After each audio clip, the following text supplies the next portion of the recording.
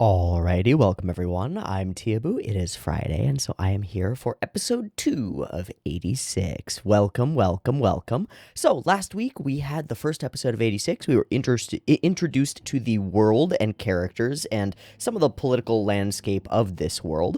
We met some of the people of San Magnolia, a great nation of overflowing history and conservative ideals, as well as Malaise, I don't know, and as well as the Undertaker, who has no name as yet, I don't think. If he does have a name, I don't remember it being told to me, but that's part of the whole dehumanization thing, which we're getting to. We met a couple of characters, and more importantly, got a feel for the world, for this nation of San Magnolia, the way that their soldiers interact, the way that their people are all homogeneously white-haired and particular, and the massive propaganda that is constantly coming at the members of this nation, about the war, and most specifically about the lack of humans in their semi-autonomous drone mech fighter bot things, which is a lie. There are people in there, but they're not viewed as humans, they're viewed as pigs, and we don't know why. It's just deep-level dehumanization. And that's pretty much the whole thing. We also found out that this Undertaker guy has a habit of making his handlers go crazy. There's a weird handler system that mind melds people from one place to another place and lets them talk. And they just can talk. It's just, they could just talk. It's just phones. So that's a thing. What's more about it, I don't know yet. Whether spirits can go through the interwebs, I don't fucking know. It's all weird and hard to say. But apparently the technology has the possibility to, like, full mind blast you, which is kind of cool, actually. Kind of a cool idea. I wonder if we'll have mind blast sex. I'm sorry for taking it there, but, like, that's the immediate thing. If you can mind link and feel somebody else's experiences, why not? But we were told why not, and the answer is because it'll explode your brain out of your ears, and that's bad for some people. For some of the people we met in the last episode deserve to have their brains exploded out of their ears. None of them are main characters. Mostly just drunk soldiers being assholes. Which there are a lot of. There are a lot of drunk asshole soldiers. There's a lot of underlying tension and racism. There's a lot of, like, people know what's going on, but they toe the party line because they must, because they're in a position of authority. Like her uncle saying that, well, technically there are no humans in those things, so you probably shouldn't be writing casualty reports because that's against the policy. Girl, please stop. And we get this pretty simple setup where we've got this... it's hard to read him at the moment, but he's this compassionate sort of fella who's forced to fight for reasons that are beyond his control. And this compassionate sort of woman who doesn't really doesn't really vibe with the society at large's perspective on this war and the way that it's playing, and actually tries to make direct communication and contact and, like, be a person who her people can talk to, which is cute and cool. That's everything. I think that's, like, everything. We saw the society of the 86ers and how they're living amongst each other, and the way that the Undertaker takes I guess, thematically takes the souls of those he's lost on with him, and ensures that they die peacefully, something like that. They all seem quite pleased to have this guy along, even though he's somber and very grave in his demeanor. So... that's a bunch of stuff. That's a bunch of interesting things. Now I'm going to turn my attention to the comment spotlight. I think there are 2 comments specifically that I want to talk about. The first one is from Bill DeWitt, and I'm going to read through it as a whole and respond to it as I go. Bill DeWitt writes, I passed on this when it aired because these sorts of shows with war and racism I often find uninteresting, but after hearing a fair amount of high praise for the show, I was looking forward to watching along. So far, I think this show has done a decent job of enticing me. It hasn't dropped any super interesting plot points, but it has left enough unsaid and unclear that I want to continue watching to find out exactly what's going on. Also, the CG mech battles don't look bad, which is a plus. And then the meat of the comment for me, and the stuff that I really want to address, because up to that point it's mostly just opinion. One thing that came to mind while watching this episode was a conversation I've had in the past about how military forces at war almost always instill the dehumanization of the enemies in their soldiers. The healthy human brain is vehemently opposed to the killing of other humans, and dehumanization prevents, or really just slows down, the buildup of stress and mental issues in the force, keeping morale high and maintaining effectiveness. Yeah. constant. Every situation of war that has ever been, you dehumanize the enemy. They become not people, they become the blank. Whatever you do for that, it's necessary, and it's really important. They become the commies, or they become the usually racial slur. I'm not gonna use those. But things like that, Ruskies, Reds, those sort of dehumanizing comments, where no longer is that a person who makes their own decisions, but part of a wall, a whole that is inhuman and is a monster trying to attack us and destroy us. Yeah, absolutely. Similar to this is the idea that was present in the little propaganda speech that we got off of the TV screen, where they said like, oh, the evil empire, right? If you're a member of a military for an evil empire, you are not human. Essentially, you are part and parcel to the evil that's taking place. You're a stormtrooper, something like that. So that's pretty cool. That's good. Okay, moving forward through the comment, it is interesting to see this dehumanization targeting what are essentially your own soldiers from the commanders. This may give a slight edge in warfare, as it allows the commander to take more risky action, as no lives are at stake. But looking at the state of the commanders, it doesn't really seem like they're taking this war seriously, which suggests to me that they are very confident in their eventual victory in this war, and that dehumanization is purely for propaganda's sake. I get the feeling that the dehumanization occurred pre-war and then was utilized over the course of the war. I don't know if that's necessarily the case, but it seems like the separation and subjugation of the 86ers, whatever they actually are, like whatever it is, whether it's their race or their district or whatever it is that caused them to be in this situation, or that is looked at as like the tag that makes them go into that situation. I forgot what I was gonna say. I fucking forgot. Oh, I was saying that I think that the dehumanization aspect happened before the war. I don't think they're corollary. I think they're separate. And I'm curious about that, but I'm not sure. It's just an inference based on the way that things have been said, not something that has been said outright. So hard to say. I am curious about the statement that you made. It suggests to me that they are very confident in their eventual victory in this war. I'm really curious about that because we said at least twice that there's like a timeline. There's like a literal timeline for when this war is to be over. And that's not usually how these things work. It's just not usually how these things work. It's like there was a literal number of months given at some point. I don't understand that completely. I'd have to go back through the episode and find out where that came up. But it did strike me as interesting that this nation sees this war as something that has like a distinct end. And I'll be really curious to see as time passes in the show whether that actually ever comes to pass. Mostly because of things that I know that I'm bringing out, I'm bringing into this, and because I'm making the assumption that the author understands the like political necessities of war in a war-torn nation. War in a nation like this that seems to be semi-authoritarian, potentially semi-democratic. They do call themselves like the Republic of San Magnolia, so they seem semi-democratic, but clearly that's a farce, right? Like clearly that's not true.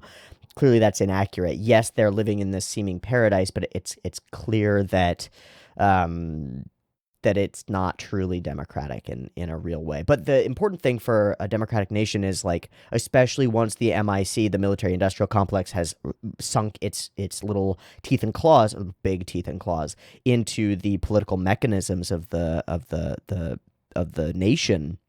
You can't end war. You can't.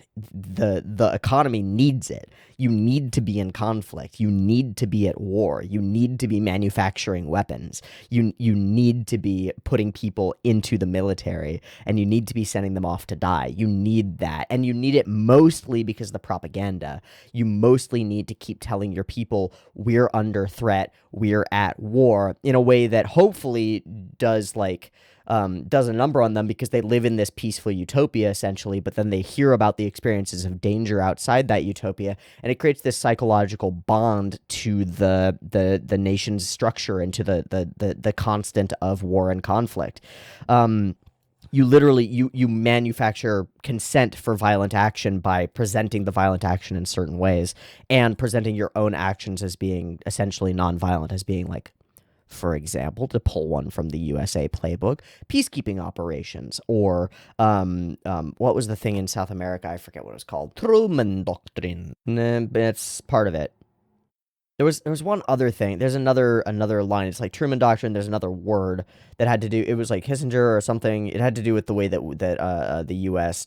intervened in regime changes in South America and continued to stay in conflict doing that. It's just interesting stuff.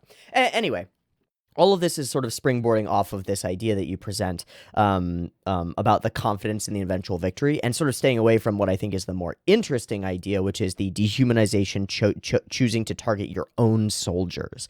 It's really interesting. It comes to us in a time when drone warfare is frequent and like a present reality, where unmanned combat, unmanned conflict, and the summary execution, let's say. I won't use the murder word, even though it's murder. I just use the murder word. The murder of people from thousands of miles away is fully possible and fully viable. So the thing that's really interesting about this dehumanization to me is that apparently the other empire also has unmanned drones, and I think they're actually unmanned. So they're actually fighting with robots, and we're fighting with what we tell our people are robots, but there are really people inside them, and they're probably more effective because there are people inside them. That just makes sense, right? But what? We're the good guys? Oh, okay, sure we are. Okay. I think it's really interesting. I mean, if you have the opportunity to take an entire populace of people and make them subhuman in terms of rights, and then utilize them as war forces, you're gonna do that. It's been done for thousands of years throughout history. Militaries would do this all the fucking time. You would recruit via force. You would recruit the people in nations that you had just invaded, and then you would force them to become a part of the military, promising them a chance to move up, right? Like, oh, if you survive in the military, you'll maybe become a citizen or something. And then you give them minimal equipment and put them in front of your main forces so that they're cannon fodder who literally eat arrows for you. And it's very effective because you didn't have to train them at anything. It's great. If you can take a group of people and essentially enslave them and turn them into slave soldiers, best thing you can do if you're trying to expand or exert global power or fight a war. Yeah, expendable resources, man. You're gonna do it. So it doesn't strike me as weird, really. It strikes me as realistic, honestly. But it is certainly interesting, and it's a core element of our story going forward. So I feel justified in spending as much time talking it through a little bit as I have. Okay. I guess I'll add one more comment in here from Rafal. I don't know how to say your name, man. He's got it's the fucking Horseman. Bojack Horseman. Rafal writes, dropped this quite fast on account of it looking like baby's first racism bad anime. So it doesn't surprise me that it won the poll at all. Okay, I mean, there's a backhand here present, Rafal. You're saying that it doesn't surprise you because it seems like a baby show. I'm a little bit more confident in my voters than that. But there are a bunch of comments coming through about this seems like it's baby's first racism bad anime. I don't think this is accurate, my man. I don't think this makes sense to me. It just doesn't track. First off, it doesn't seem like a racism bad show at all. It seems like a racism exists and it's being used by these entities for these reasons, and that might be interesting and bad. But it also doesn't seem to be, the focus of the show doesn't seem to be impeaching the character of this government for being racist. It just doesn't seem to be that way. It seems to be about the individuals. So I don't know where you're getting all this, Rafael. I just disagree. Akanji Fathermower writes, the 86 people remind me so much of the Bridge Cruise and the Stormlight novels I am reading at the moment. Yep, I spent a while talking about that. It tracks. They're forced into this thing, they're expendable, etc., etc. And finally, I think Gurgle Shorts writes, I'm definitely a bit hesitant to jump into this one considering the strange political nature of this show. It strikes me as a bit childish. Second time we've seen that. From somebody different. It strikes me as a bit childish. The analogies, the caricatures of bigotry. Maybe I'm just setting the bar too high. This is only a TV anime after all. It wouldn't be the first time. Still, it leaves me torn. I'm going to try and enjoy this show for its multitude of other aspects. Okay, so here's my thought on this part. It strikes me as a bit childish. The analogies, the caricatures of bigotry. Maybe I'm setting the bar too high. My thought, and this will transition us into watching the episode, has to do with the nature of an episode 1. It's hard to make an episode 1, and you have to get enough stuff in there to give the audience the feeling like they have something to sink their teeth into, but that they want another bite, right?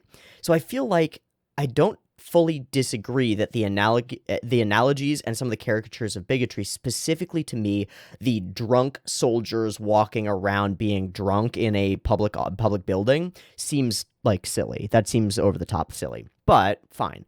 The problem that I have is that you've got 23 minutes to express the beginning of your story, to introduce your primary characters, to introduce the world that they live in, to introduce blah, blah, blah, blah, blah. And we see exactly that over the course of the episode. We introduce the fighter people. We introduce Melise. We introduce Melise and how she got her job. We introduce her friend, who's going to be a crucial character because she has something to do with the neck things, right? We introduce that the other soldiers are bad. And the main thing that we're doing there is not being like, this is what racism looks like. We're saying, this is not what Melise is. Melise is upset about this, right? And we got like 2 minutes to get that through, right? Because we got to do this whole scene later where she sort of somberly, thoughtfully puts the thing on and goes and talks to the people, and we got to do this whole scene where we need tension and slowness to drive home the point of the Undertaker and what he does and how he acts in fights, and how the family that he's a part of really acts, and who he is and how he's sort of disconnected and all those things. We need to do all that shit. And so, how do we express, a constant flood of propaganda? Well, we don't have time, so we express one statement of propaganda once. How do we express that the soldiers don't care about this war? Well, we show all the soldiers not caring about the war in as dramatic and obvious a way as possible. Is it over the top? Is it a little bit childish? Is it a little bit of a caricature? Yes. Do I think that that's what's going to happen as we move forward in the show? No, because we have more time. That's it. We have more time.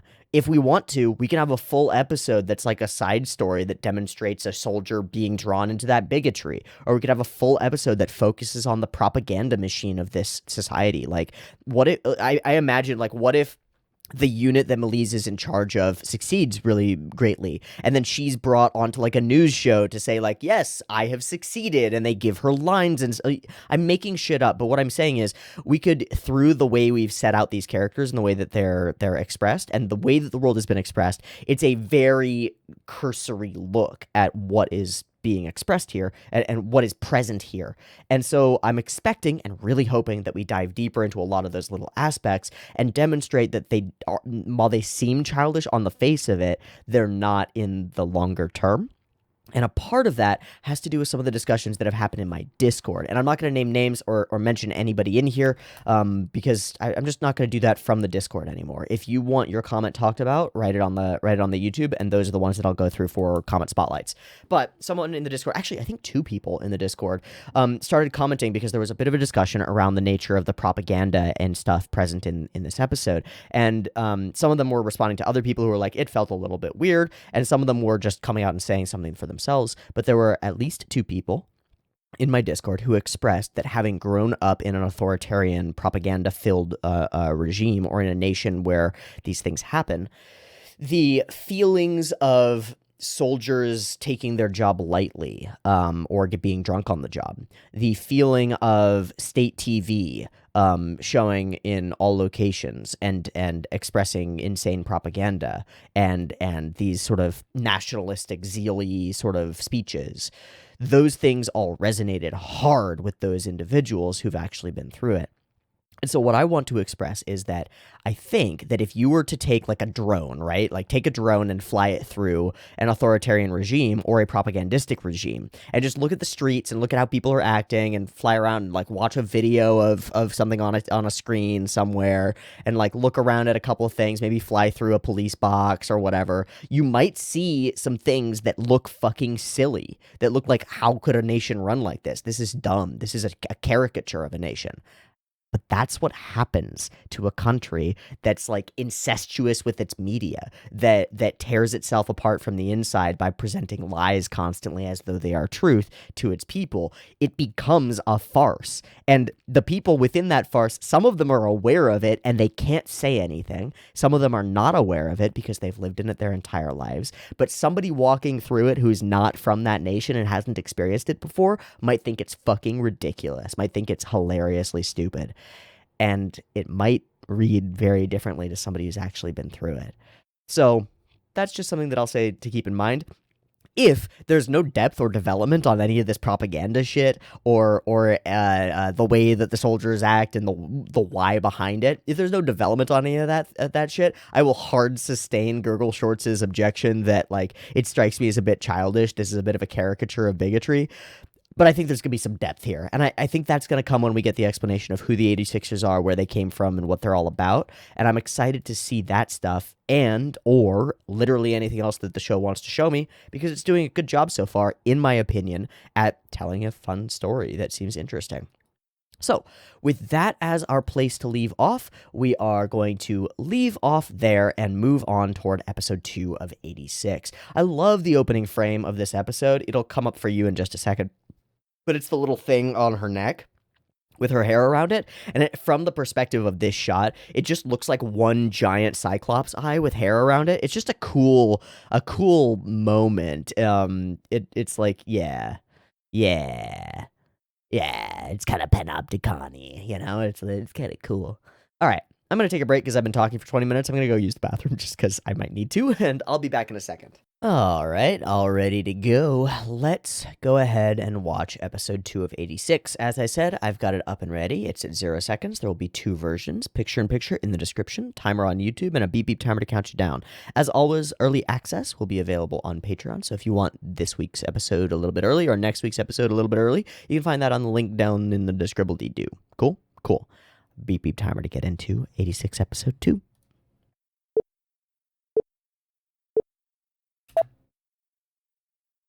Handrawa.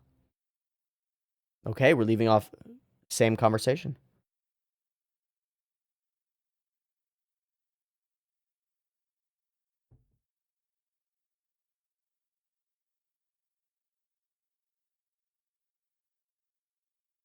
Another flower falls.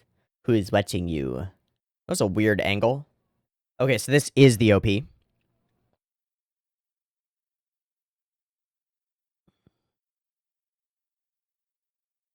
And I remember not being able to grok anything from this at all.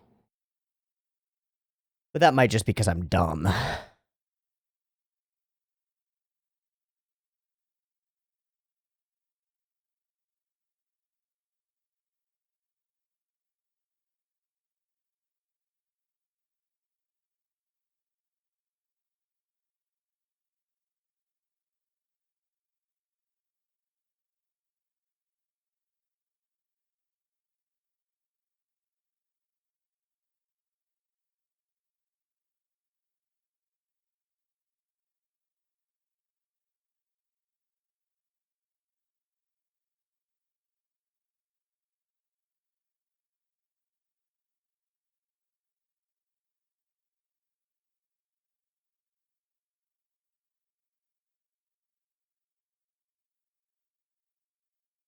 Who's that, I wonder?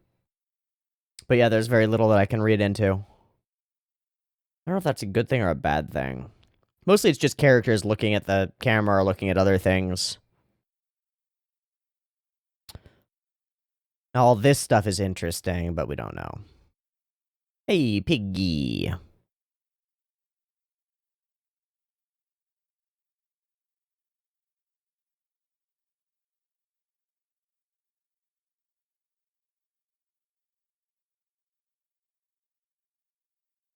Oh, is that our name? Yeah, that's a main character name.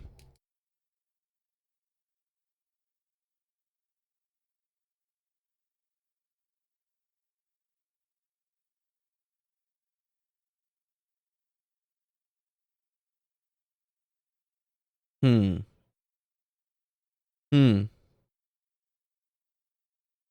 Oh, that was a really rough shot. The way that they tracked that left, that was like tut tut tut tut tut. That was bad. Doesn't matter.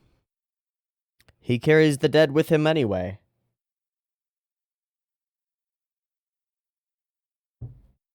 Yeah.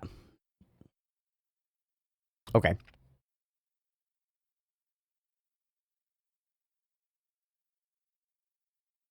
That's a great line.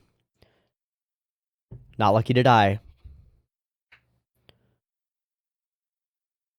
You take the other processors too?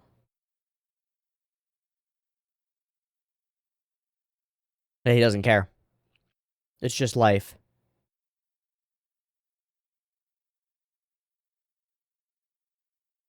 Okay.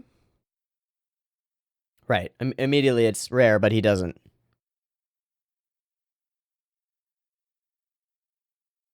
Empathy for the devil? Interesting. Ah, he keeps them all. Alright.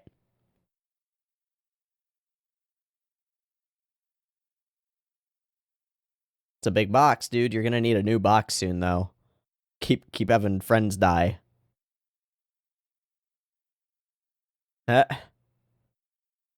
Wonder if she's gonna get to see that at any point. Oh, that's a better version. Damn it.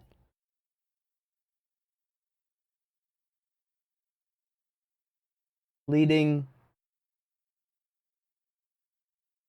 chorus construction? I don't fucking know. What was that weird jingle dongle? That's Fido.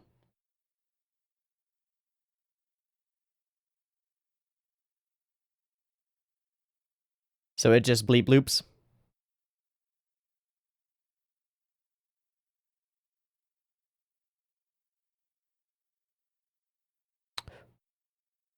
Ooh. Ooh. Eintagsfliege? I don't German, sorry. My roots are in Latinate languages, sorry. So many animal terms. Alright, that was fun. Fun transition. No need to do that, guys. Height.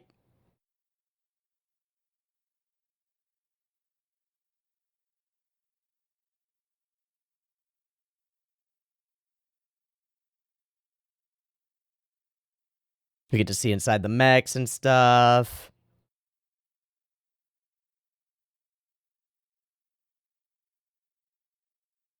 So do they have to shoot down all the little burbs, or just like things that are controlling them, or how do these drone operations work?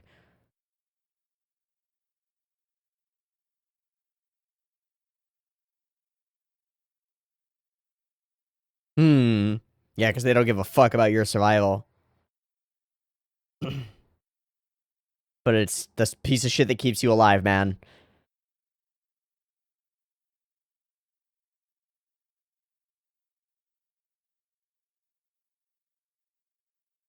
We're already here. We're on it. Damn right. What is they? Legion approaching. Okay, so these are their unmanned drones. What are they? Similar. They're similar. Oh, there are big ones too.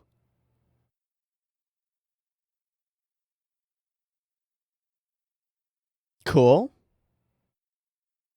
Amaze. Alright, introducing things. Growl wolves. Cool. Those are some slicey boys. They're just expressing all of these things to us. Honestly, it feels like a gacha game sort of thing. It's like, build your party of undertakers and destroy the bad swarms of bad robots. That sort of vibe, right? Of course, they need to bridge that gap and express to us that this is not a game. And so far, it's having to walk that line, and it's not doing a great job. Okay. The music doesn't help.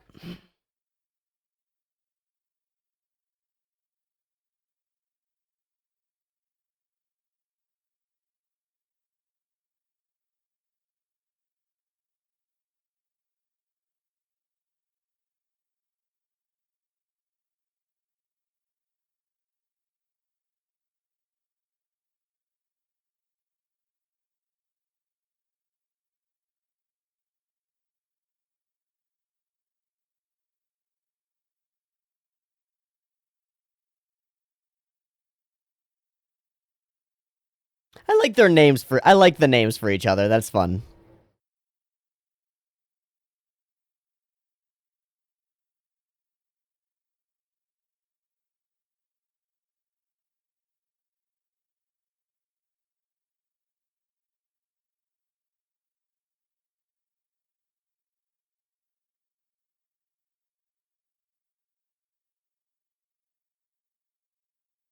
It's good that all of the designs have, like, similarities, like the fanned-out wings of blades or something.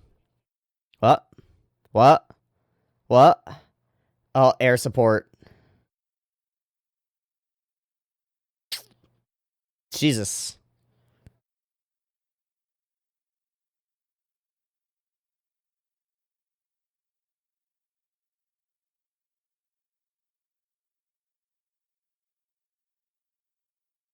Hmm. So you could be killing us. That's actually really interesting.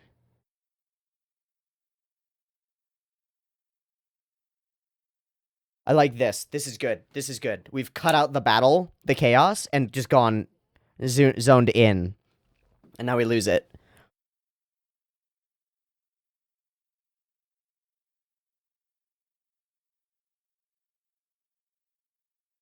Loading up. Thank you, Fido.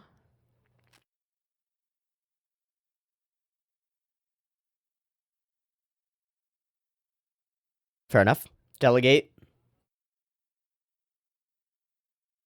Oh, he for sure will. He's getting his mech broken. He's taking out the big guns. Oh, that's sick. Alright, that was cool. They got me for one.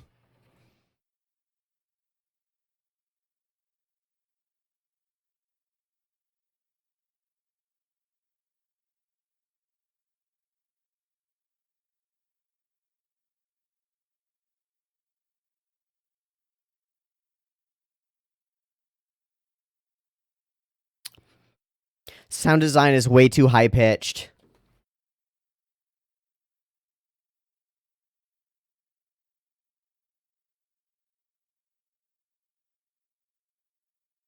That's better. That's worse. Dong, not ding. Dong. Fucking sick. All right, and cut over to Millie's. Yeah, nope. Just here in the aftermath. Have we lost any? Nope. Bye-bye.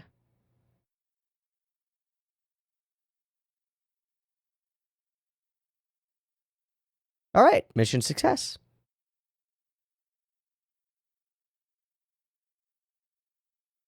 Yeah, his unit still seems functional. Good. Okay, some pretty moments.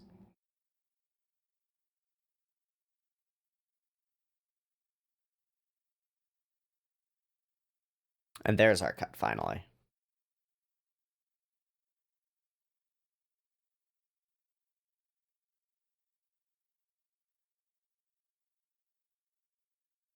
Please don't do that particular thing.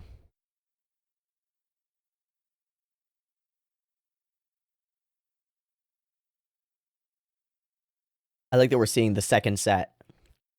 Feels like teamwork. We're seeing it from her perspective as well. Oh, God, we gotta do this shit. Yes! Actually, this is important! They declared the war.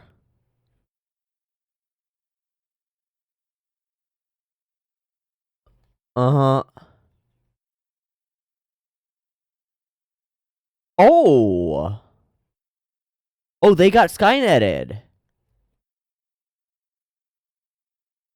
That's why we know when it will end. That's... So there we go. That's why nobody gives a shit.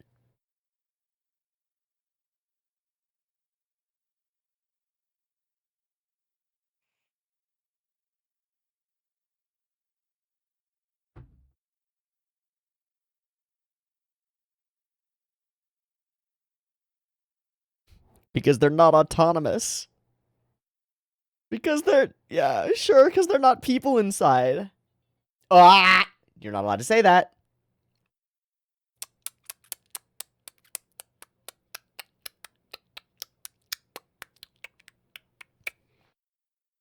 This is exactly it, right? She'll be brought into a situation after a success where she is forced to take part in the propaganda. Ta-da! Ah! Ah! Oh, our army was brought to the point of collapse? Interesting. Sure.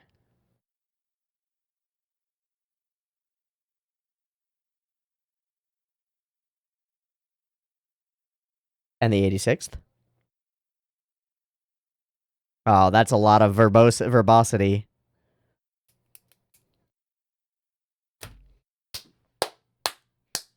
Straight up. If you don't have white hair and silver eyes, you're in an internment camp. Holy shit.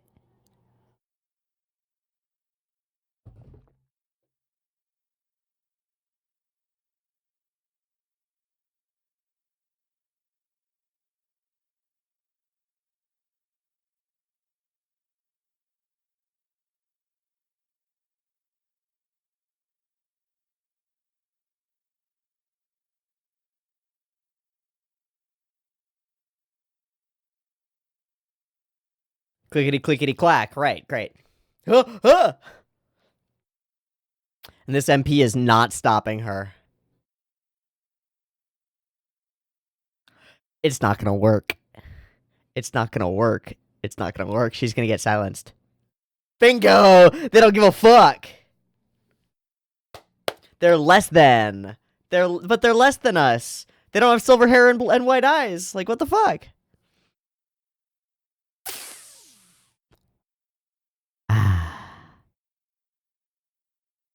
Oh. I'm actually surprised. Okay.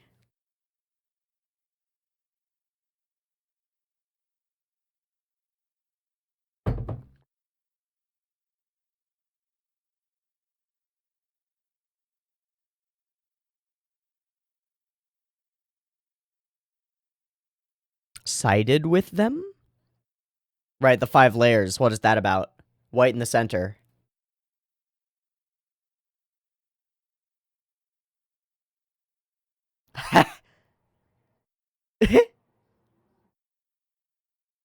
Oh, fuck. He's gone. He's reporting on you, dude. You just fucked it.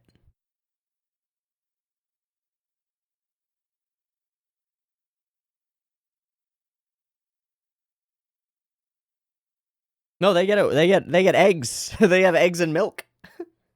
No. It's the opposite. You guys are all not laughing innocently. They're the ones who can.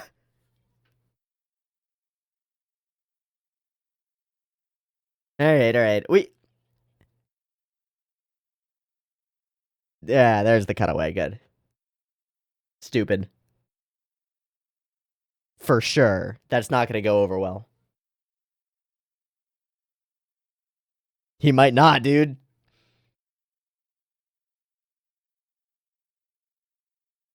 Hmm.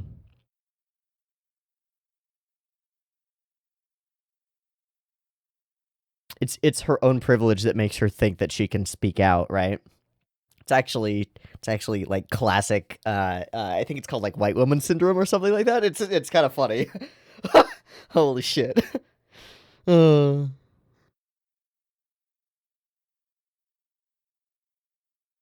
god damn it! She's fallen in love. That's fast.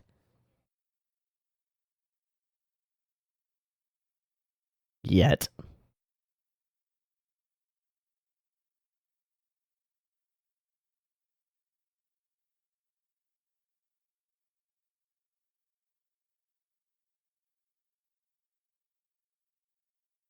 What's wrong? What's wrong? I don't understand it. Okay. Okay, time to check in. No more lilies. Interesting. Hello, let's have our FaceTime. Somebody is fucking watching her from outside, dude. Is that the end? No. There are 5 minutes left. They're straight up. There are 5 minutes and 42 seconds left. But this is the ED. Okay. Well, I guess I'm sitting here and waiting. Because that's not normal.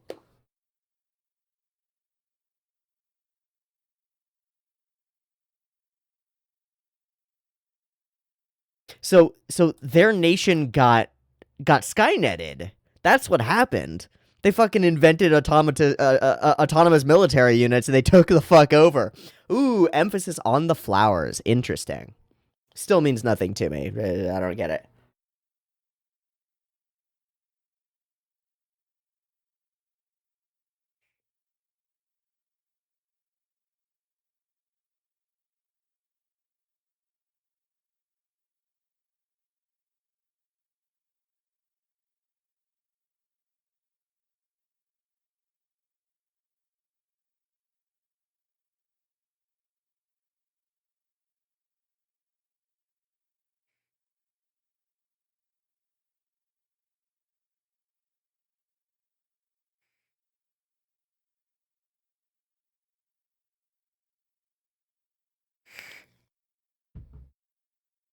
Okay, there's got to be like a full 5 minutes of content here. Hi. Okay. Practice.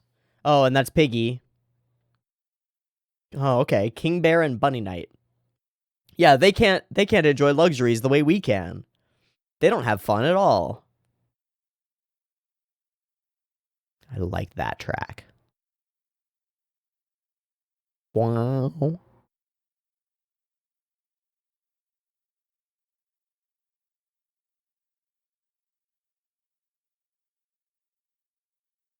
Hmm.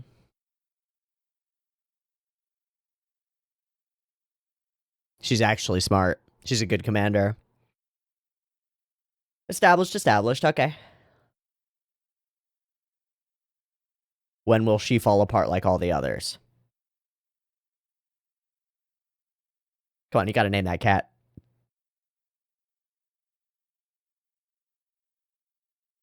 Uh.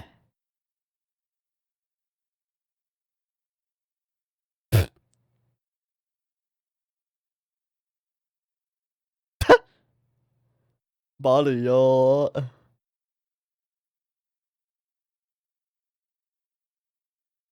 Classic. I vibe with that.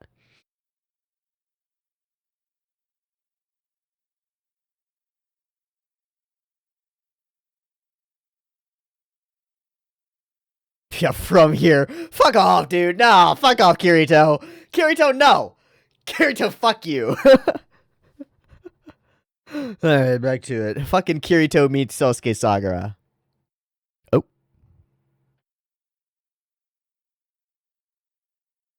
Mm.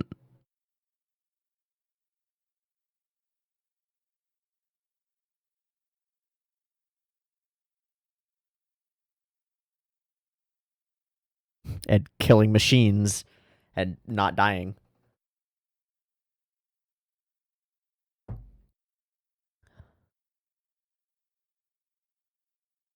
That.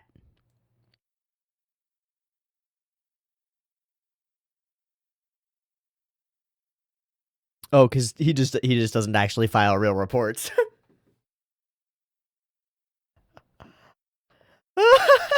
He just doesn't give a shit. Yeah. Yeah. I will read your reports. Please write real reports. Super liar. Super liar. He reads casually all the time for himself. That's more like it.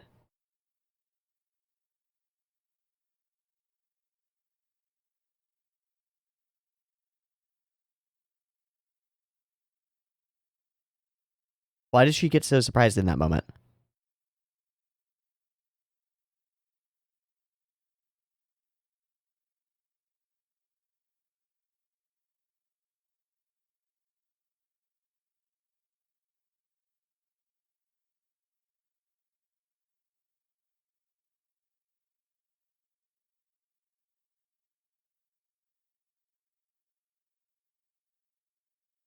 Jesus. Since he was like 13? Jesus. He won't leave, though. Implying that's gonna happen. Oh, yeah, we'll rehumanize you when it's convenient. Fucking shit. You'll get out of this, I'm sure. Hmm.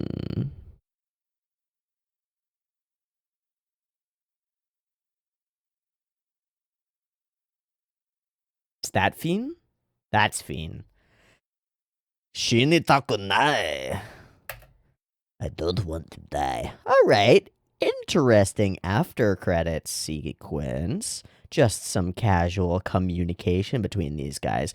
I'm a little bit confused at why the girl freaks out so much after saying what she says. I'm just gonna watch that again. Was it because she said that, or was it because she called him Undertaker?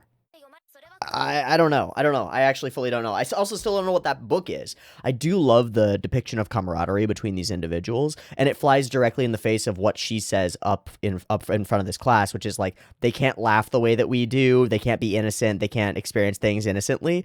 But we've never seen like innocence and laughter amongst the people of the Alba, I think is what they call themselves, which is Aryan adjacent a little bit. And interesting. Oh man. Woo, it flies in the face of that for sure. It's kind of interesting. She's dumb. She's fucking dumb. No, I mean, she's not actually dumb, right? She's willful and she's idealistic and a little bit naive, but not as naive as we might think, right? This isn't a character who reads as full naivete, and that's actually a really interesting aspect of Melise's character. She is definitely naive. Let's leave that out there on the field. But she understands a little bit better than I think we give her credit for. And I think that's the experience that the people in the 86 squad are having, is that they're realizing that this person is not stupid. She's not a fool, and she's a good military mind, and she's also thinking carefully about all this other stuff, and that's pretty interesting. Okay, so he gets chewed out for beating up his mech, and this is all used to establish some stuff for us, and the weight of all these people that he carries along with him. And we see the sheer size of that box, and he adds a new bit of metal to the pile of all these names that he's lost. Mina and Boar and Mason and Mashu and all sorts of names. Shite. Backgrounds are pretty. General feel of the show in terms of visuals is still really pretty. I like the way that light is handled. I like the way that framing is generally handled. Like, this is an interesting frame of this graffiti that's intriguing. It cuts out the pig guy who's in front of it and all that stuff. It's just intriguing. I still super don't know what these books are that he's reading. I just don't know. It's hard to say. Okay, so we find out that this is Fido, and we get our call. In fucking coming. The burbs are here. And, they start... I didn't love this sequence, but it is interesting. It shows how they're getting ready for all this stuff, how they're getting prepped. Good, everybody's here. This scene, I think, is really important, because it demonstrates that Shine is, like, genuinely a leader amongst his people, and is viewed as such. He's their at-face commander, not the old guy, not any of the other people. He's the one who they cede authority to, because he's older, but also because he's the best leader amongst them, and that's really good. Okay, supplying them, we'll ambush them at point 304. He expresses all this stuff, and out we head. Cool, and we get into it. So we've got like 4 different types of baddie mechs. There are the birds, which we haven't ever seen attack. We're not sure what they're capable of. They don't seem to be dangerous to our units super much, so that's cool. There are the primary like drones that and have machine guns on them, and the bigger ones that they called like it's the thing from StarCraft with 4 legs. Dragoons. The Dragoon class, which actually they look like a lot, and I wonder if that's intentional. I just don't know. They talk casually about the way that they hate their mechs, their machines, and I think that's an interesting conversation psychologically. Like, it's actually, it feels like the kind of thing people who are assigned to a particular piece of military technology will constantly complain about it, even if it's great. But especially if it's old and bad. You know, if you're a tank squad, you're going to have an emotional attachment to your tank, but you're also going to be like, this piece of shit, this fucking old-ass rust bucket. And same thing happens with, like, naval members of the Navy talking about their boats and their ships and stuff. Same thing will happen with Air Force pilots talking about their planes and stuff. It feels very real to me. It feels very real. You're as good as they say, Undertaker. Yes, and here they come. So they start marching up and over. think this segment of music is good. There's a portion later where I don't love it. We'll talk about the insert song and we'll talk about the sound design because I mentioned it before. I do think these designs for these enemies are neat, but again, this whole sequence really reminds me of like introducing the swarming bad guys of a gacha game, right? The endless enemies that are just constant. It's like it's reminiscent in a big way of like Noise in Symphogear. It's just this endless, inhuman, mechanical threat, which is a good threat in and of itself. It's good, but it's this endless inhuman mechanical threat that you just fight against, and that's got all these types, and we spend all this time doing this and telling us about the dragoon type Growlwolves with its big bladed legs and its scariness, and the tank type Loes, and oh, they're big and scary too. It can kill you fast. Be afraid, and of course the little flying burbs. Electronic disruption type Eintagsflieges. They're like little EMPers or something. I don't fucking know. That wouldn't work well in an army that's all mechanical and all electronic. Who knows? But we introduce all these things, and that's pretty fun. It's pretty neat. One thing that I do really like is I really like that all of them have design elements that are shared. Specifically, I think all of them have this like fanned fin behind them in some way. Like all the birds have this like fin of little needles, and they look almost like they're racks of ammunition, but I don't think they are. They might be like heat spreaders or like a radiator or something like that. That would be my guess at first, because that's what it looks like. It looks like heat spreading fins, but they all have that same element, and it links them all together thematically and in your mind. It's very easy to look at the Juggernauts and be like, what do they look like? And then look at the Legion and be like, what do they look like? And you can always tell which is which in certain circumstances, and that's cool. So we then get into it. We let them all go, and he makes the order to actually attack. And as this happens, we build up the song in the background along with all the chaos and the shattering glass noises and these tingy noises. And then we bring in this insert song with this woman singing. Okay, let me find a sequence where the sound design becomes what I think it is. I don't love the insert song. I understand it.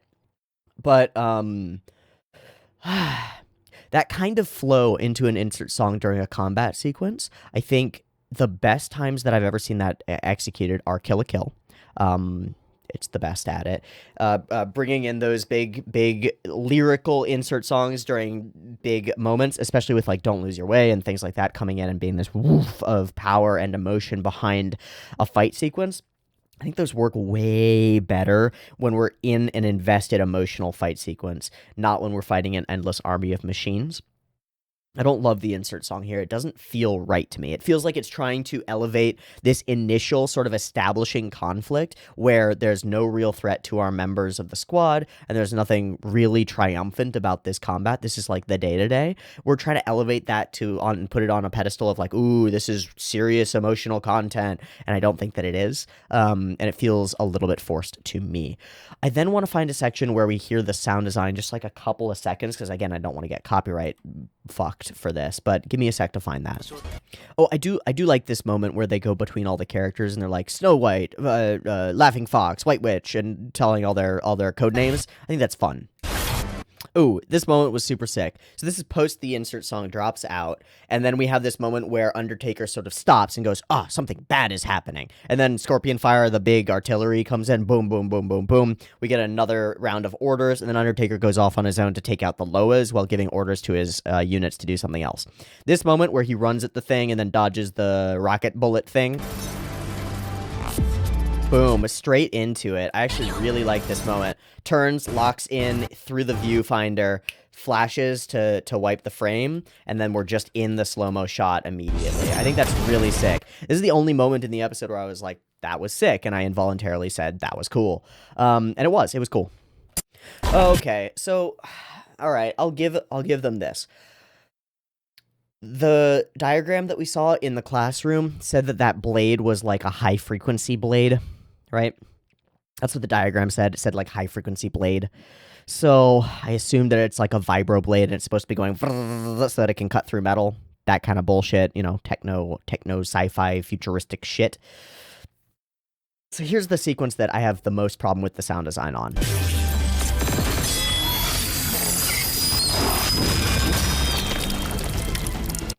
And the reason is because that tinnitus level, like whine, It's actually like a screech. It's wrong for what a vibrating blade would sound like, but that's the sound they're trying to evoke. Fine, it's not the worst thing in the world. I still think the sound design is way too much, and it's way too tilted toward the higher pitches. It needs to be lower and deeper. They need to go and watch Girls in Pants or Das Finale. Like, honestly, they need to go watch Go Up Das Finale, because there are moments like this one where these three ginormous. This is right after the big slow-mo shot. Okay, down he goes. These things fire, right?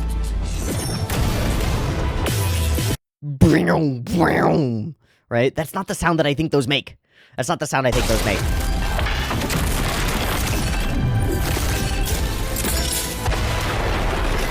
It's just chaos. It's just chaos. It's like somebody banging on a trash can while rattling a couple of coins around in a metal cup. Ding, ding, ding, ding, ding. It's actually chaos, and I really don't like the sound design. I think that it's bad. I think it's actually bad.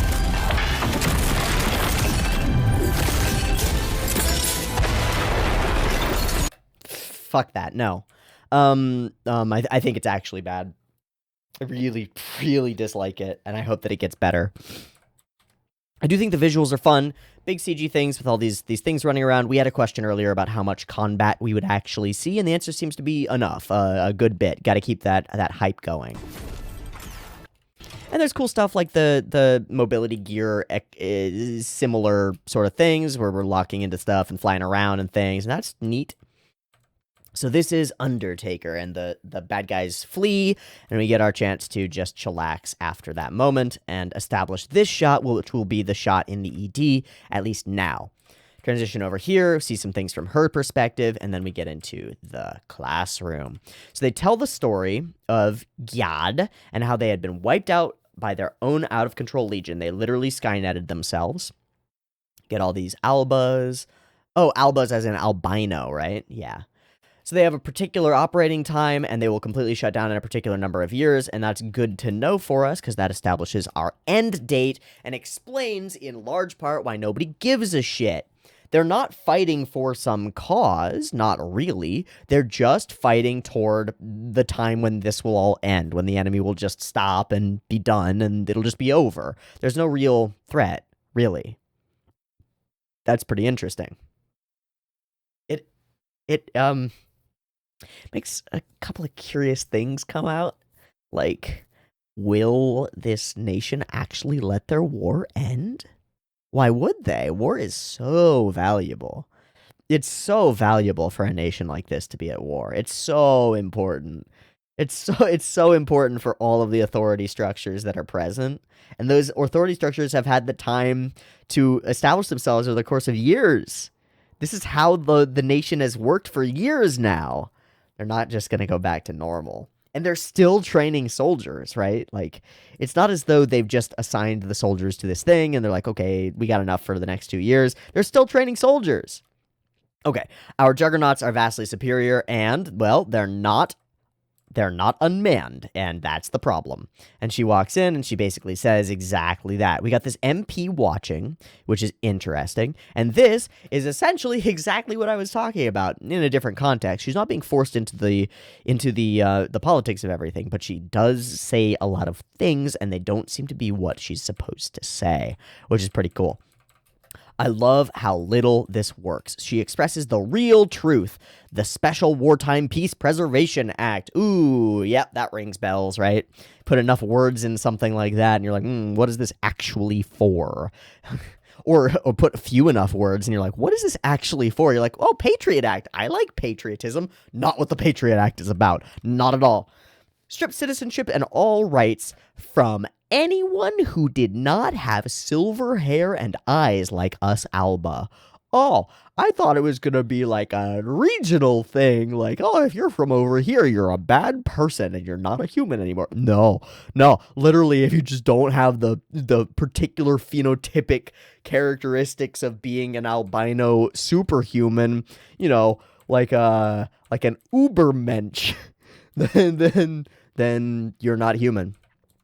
And so they will be kept in specially designated concentration camps, internment camps, outside of the 85 districts, and so that is 86. They were also forced to build our wall, and that's kind of fucked up. They were forced to build it.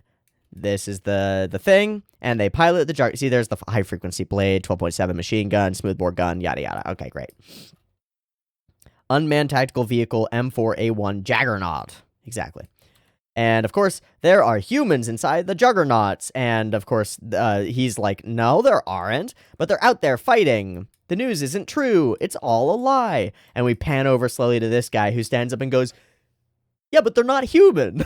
Because the news said so. Right? And you just see that everybody buys into this policy. Like, everybody, this is the way that this world is. Like, what are you talking about? They're not human. And she runs under this assumption that these people are going to, we get at the end, that they are going to end their term and be reintegrated into society and become full citizens again after 6 years of the Albas thinking that they're superhumans. They're going to suddenly accept inhuman pigs to be members of their society again? Ha! Oh, Melise. Oh, Melise. Oh, please, girl. Oh, no. Free expendable labor, and we're just gonna let it go away? No. The 86 are, in other words, humanoid pigs that failed to evolve. And there's this picture with, like, a pig and an angle toward a human. Like, what the fuck? That's hilarious. It's actually hilarious. It does... At this point, it falls into the category of, like, this is some baby's first racism shit, a little bit. But also, they're under threat. It's a nation under threat. They choose to make this decision, this deeply racist and inhumanist decision, in order to get a fighting force that will fight, because they can't pull that fighting force from amongst their elitist actual citizenry. So they draft and conscript the 86s. It makes perfect sense to me. It makes perfect sense. It's fucked up, right? Like, don't get me wrong. I'm not in support of it. It's fucked up. It's crazy, but it does make perfect sense. So, fine. Fair enough. But they're human. And he's like, but they're not. Well, you say you fight with them, but do you fight with them? And she went to the battlefield once, and the light goes down. And she says... people we stripped all rights from, and that's where the MP stands up. The only ones who risk their lives in battle are the 86, the people we stripped all rights from and forced to do that. You can't do this. You were warned not to say anything that might make people think that you are with them, which makes me curious. Is there a rebellion going on? Is there is that a thing that happens? What does our nation flag stand for? Freedom, equality, brotherhood, justice, and nobility. So I think that brotherhood is white, because it's in the middle.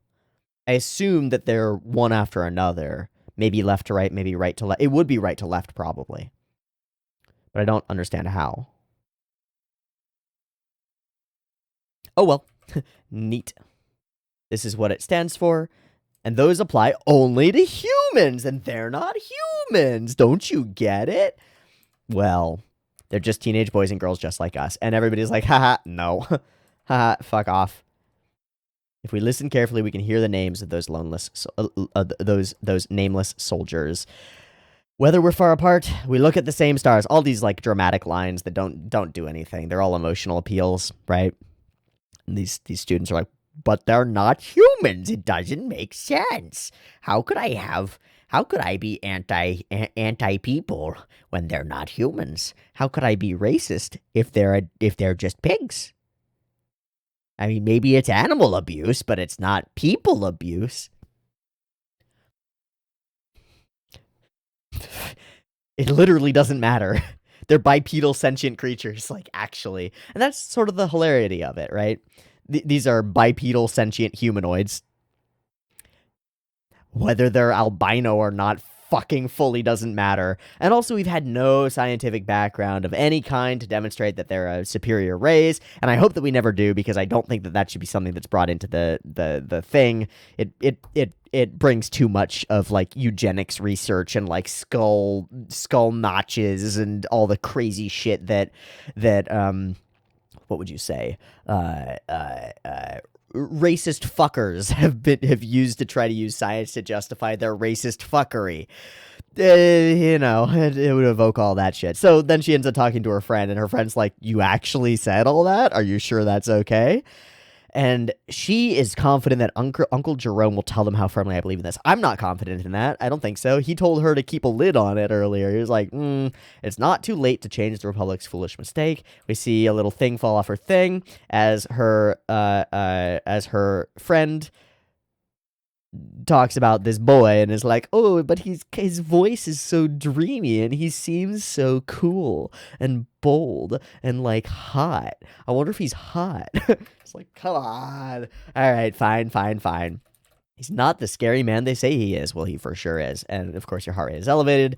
And she finds out that his, So yeah, they've been the exact same report every single fucking time in different, like, same map, same place, same everything, because nobody fucking cares. Which is a great moment. It's a great indication of, like, how this military runs, if we didn't have that already. Okay. This episode hasn't dramatically sold me yet.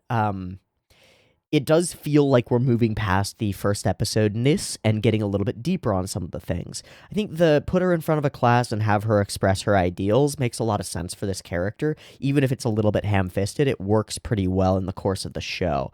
I don't love the sound design. I don't love some of the way that the battle feels and looks, but other aspects of it are really good. The flow from scene to scene is great. Oh, there were a couple of things that felt pretentious, and I hate using this word because pretension, or the idea of pretension, is really difficult, if not impossible, to differentiate from just trying to make art. Like, you try to make something good, you're going to end up doing some things that might feel pretentious, but it's the nature of how you do them and where you do them and why you do them that I think matters. And there's this moment here where this guy, he puts a cherry in his mouth, right? He eats a cherry, and he's got the stem in there, and then he runs off, right? And he spits the cherry pit toward the frame, right?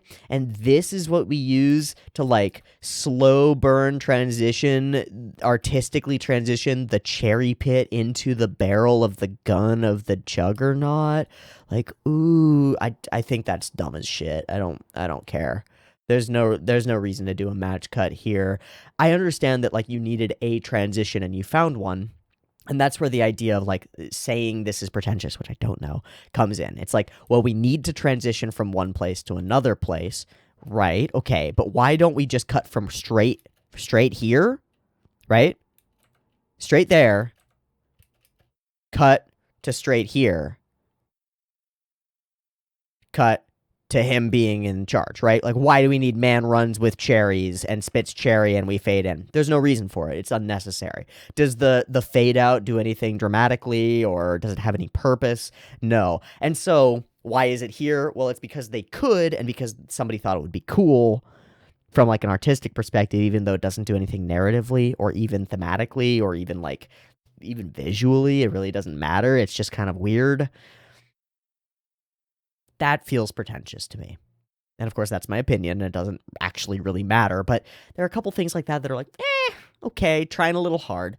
But then there are a lot of instances where the transitions, I think, work really well and are really good. And a lot of things where the camera shots are kind of implying stuff. I felt like the way that we kept cutting to the MP during the class scene felt like we were waiting for him to do something. Like, his presence and his authority there was very much there, and, like, very much a shadow over what she was able to say and what she was able to do. Kind of like when you go into a classroom and there's, like, there's somebody sitting in the back row with notes, right? And everybody realizes, like, oh, the teacher's being observed, right? Something's different now. That sort of a feeling, like somebody's watching who actually matters and their opinion is actually important.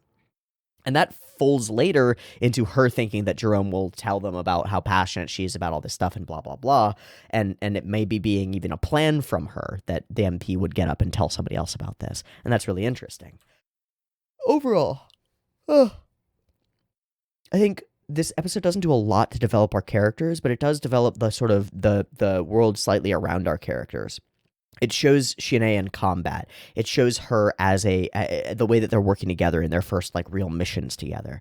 It all sort of comes together, and it's all pretty, and very watchable, very far beyond watchable. I want to be clear that all of my criticisms are at this point pretty nitpicky and don't take away from my overall enjoyment of the show, except when I'm like cringing at screechy mechanical noises. That hurts my ears a little bit, and I wish that they had done something different with the sound design. Again, if you want to experience extraordinary mechanical sound design with guns going off and explosions and lots of metal stuff, go watch Girls and Pens or Das Finale, literally any of the three of them, and you'll have a mind-blowing, orgasmic bass experience, because those scenes, they go hard on the bass, and when they do have these high notes of like pa-ting, they're offset by this like pa-ting, and it's like a feel, it's a balance, it's a flow, it's the design of the sound, it's the environment, it's the way that it sounds and feels.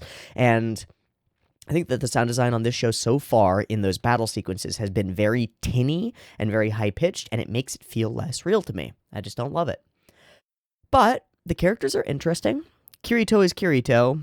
Shinae is way too badass, way too cool for school, too somber and cool. He's a classic anime main character so far, and so we'll see if that ever breaks and we find out that he's actually a humanoid, and is a person. But we don't know. I mean, this is a person who carries a lot of trauma and has a lot of walls up, so it's hard to say whether what we see now is a sort of like an empty character that the audience can overlay themselves onto, like a surrogate or a substitute, or a cipher is the actual word I was looking for, or if he's a more complex character with layers and we just haven't peeled those layers back. And I think it's the latter. Obviously, he's a soldier. He's in a like starting what will obviously be a semi-romantic relationship with a girl where she's going to find out more about him and he's going to find out more about her, and we're going to find out more about both of them, and that's going to be interesting. It's all moving in that direction where there's more to both of these characters than meets the eye, although Melise is pretty straightforward so far. Okay, still a cool show. Episode 1 was definitely a lot snappier because they had a lot to get through. Now we're slowing the pace down a little bit. We're focusing on the characters a little bit more, focusing on this like world a little bit more, and I like all of those things. So overall, a thumbs up for the episode. Some minor gripes, but good stuff. I'm looking forward to the story developing further in the future. Cool.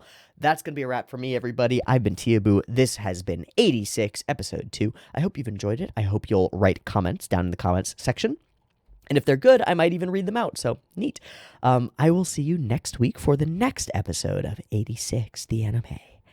Cool. See you there. Peace.